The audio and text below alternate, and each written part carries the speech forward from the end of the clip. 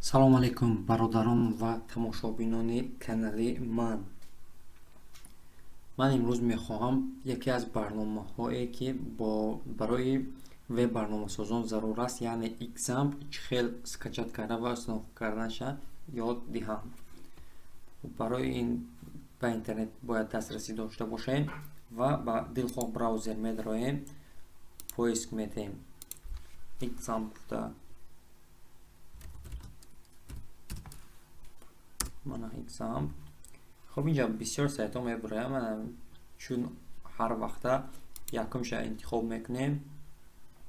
در اینجا میبره برای ویندوز، برای لینوکس و برای مک اوس، اندروید یعنی آیفون. من خیلی ویندوز انتخاب میکنیم، کامپیوتر ما ویندوز های من خودش автоматически скачать میگه. خیلی من پاپکی زاگروسکا انتخاب کرده ساخنین میکنیم.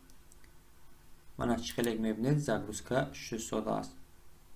خب من بعد پروگرام скачать شدن میدرویم پاپکای زاگروسکا. در پاپکای زاگروسکا аллакай هست. میکشیم پروگرامه открытие. خب اینه دام میکنیم. 000 شده میشود.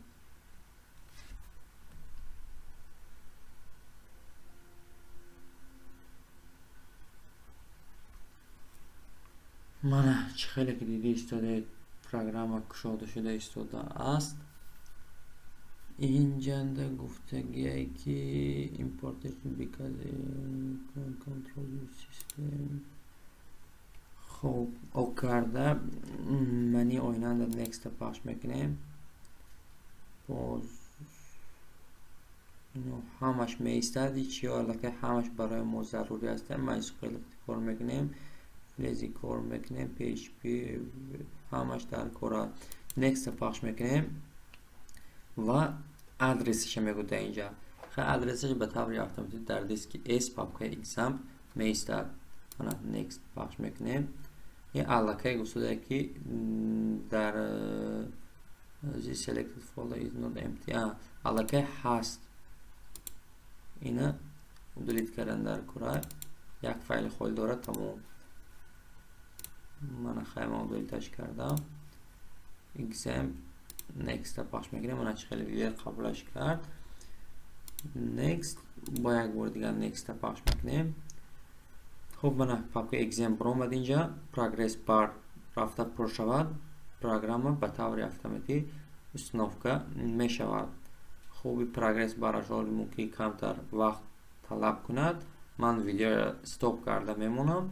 بعد از رفته پر شدن با دوامش میبینیم.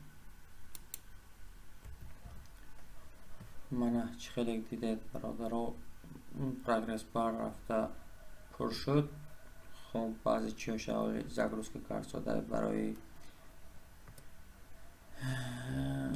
установка شدن پروگرام.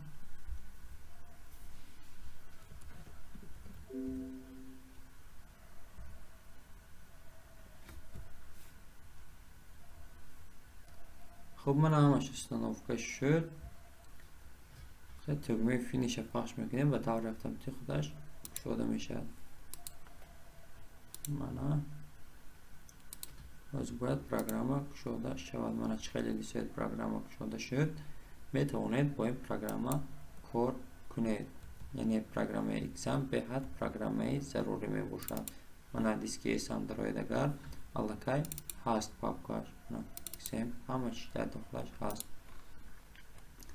خب برادرای عزیز این به درس امروزه من چگونه پروگرام XAMPP скачать کرده و установка کردن. خیر تا درس‌های آینده.